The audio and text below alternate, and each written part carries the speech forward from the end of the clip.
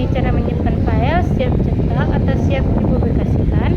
Berikutnya siswa masuk ke dunia produksi nyata, yaitu bagaimana desain diterapkan, bahan apa yang digunakan, bagaimana memastikan kualitas, dan bagaimana kerja aman di area produksi.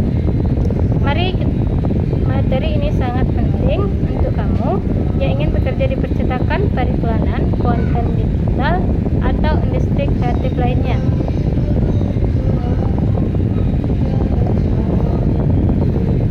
Nah, yang pertama itu ada media produksi desain grafis. Media produksi adalah tempat di mana desain akan digunakan. Setiap media mempunyai ukuran, resolusi warna, dan teknik finishing yang berbeda. Karena itu, seorang desainer tidak boleh asal membuat desain. Yang A itu media cetak. Media cetak adalah produksi desain yang dicetak secara fisik. Contoh poster. Ukuran A3 dan A2 biasanya untuk promosi event kampanye. Terus yang kedua ada brosur, bisa melipat 2, melipat 3, berisi informasi yang tertata jelas. Terus selanjutnya ada spanduk atau banner, ukuran 60 x 160 cm sampai, terus ada juga 80 x 200 cm. Harus high resolution, tidak pecah. Kartu nama. Selanjutnya itu ada kartu nama ukuran standar 19 x 9,5. Harus rapi dan profesional. Terus ada juga buku majalah, layout per halaman, pemilihan grand system, penomoran halaman. Kemasan yang 6 ada kemasan makanan, kosmetik, produk UMKM menggunakan date card, pola lipat, dan make up. Yang kedua itu ada media digital.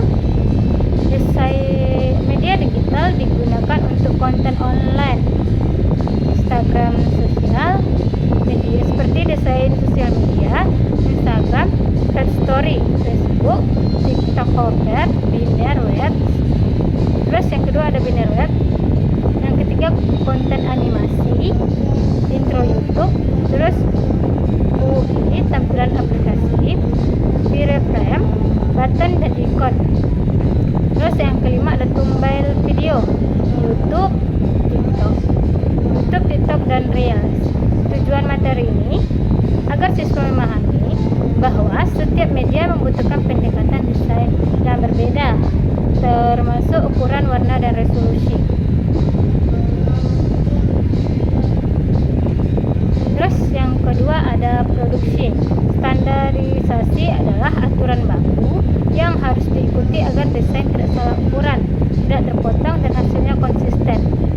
Jadi A itu ukuran tentang internasional menggunakan sistem ISO.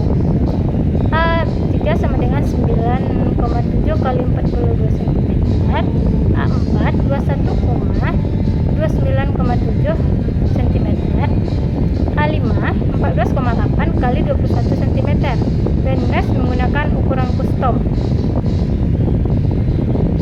Ukuran konten digital beberapa ukuran standar: Instagram Feed, Stories, YouTube, Webinar, margin dan blend. Margin secara aman agar tulisan tidak terlalu pinggir. Blend 3,3 sampai dengan 5. Area lebih untuk potong supaya tidak ada hasil garis putih. Terus DPI atau PPI cetak 30. Nah, tujuannya agar desain sesuai standar industri dan tidak gagal produksi. Terus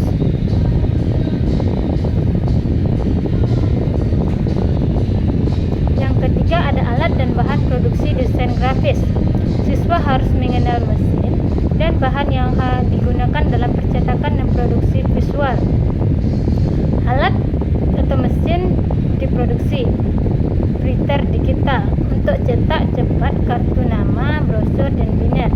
Plotter untuk mencetak ukuran besar seperti spanduk dan lainnya. Terus ada mesin offset untuk cetak massal dengan kualitas tinggi, buku, majalah, brosur banyak.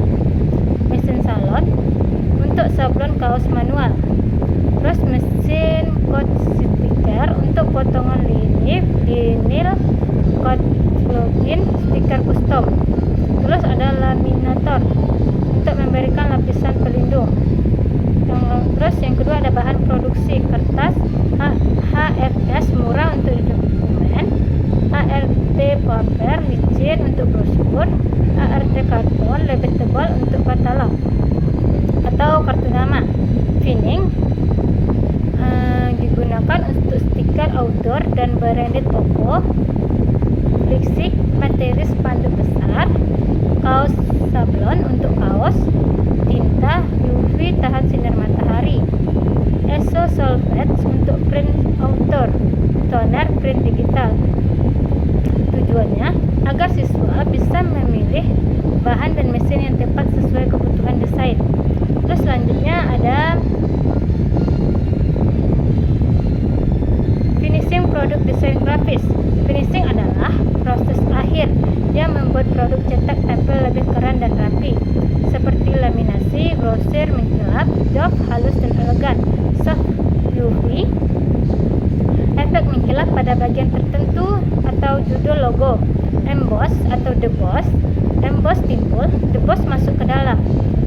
Cutting, pemotongan sesuai bentuk desain. Binding, penjilitan. Spiral, lem panas. Tapley, jahit kawat. Itu F, dia cutting, potongan bentuk khusus seperti kemasan, stiker bentuk unik. Tujuannya untuk meningkatkan kualitas visual yang ada di daya tarik produk cetak.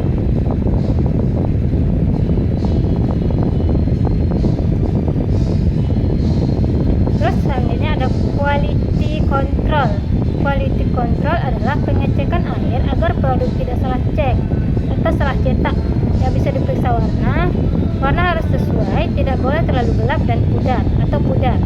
Ketajaman, tidak boleh blur atau pecah. Potongan tidak boleh miring atau memotong tulisan. Ukuran harus sesuai pemesanan. Teks, tidak boleh ada typo. Tidak boleh ada typo, kesalahan satu bisa merugikan perusahaan dan membuat ulang produksi. Tujuannya mencegah kerugian menjadi profesionalitas. Terus yang keenam ada keselamatan kerja, K3 dalam produksi. Kerja ruangan produksi harus aman karena banyak mesin tinta dan bahan kimia.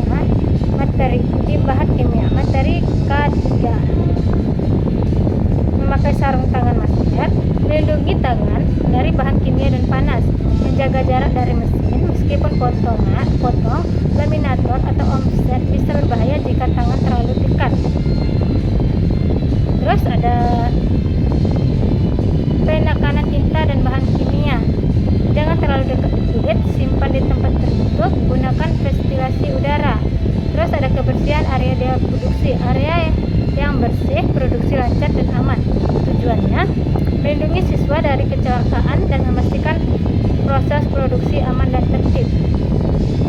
Ini ringkasannya, media produksi, tempat desain diterapkan standar produksi, mesin printer, ukuran DPI, blades aturan industri, alat dan bahan, mesin printer, tinta, finishing, laminasi, UV emboss, potong, quality control dan cek potong ukuran teks. Ketiga, keamanan kerja dengan desain dan bahan kimia. Nah, itu tadi ada materi tentang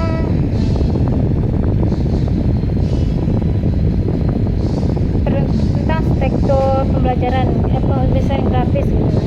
Jadi ini juga tidak kalah penting untuk membuatnya, apalagi K3 ini untuk keselamatan dan untuk berjaga-jaga keamanan kita juga. Jadi jangan terlalu dekat dengan mesin printer. Nah, cukup sekian materi kita pada minggu ini. Jadi ibu tutup dengan Assalamualaikum warahmatullahi wabarakatuh.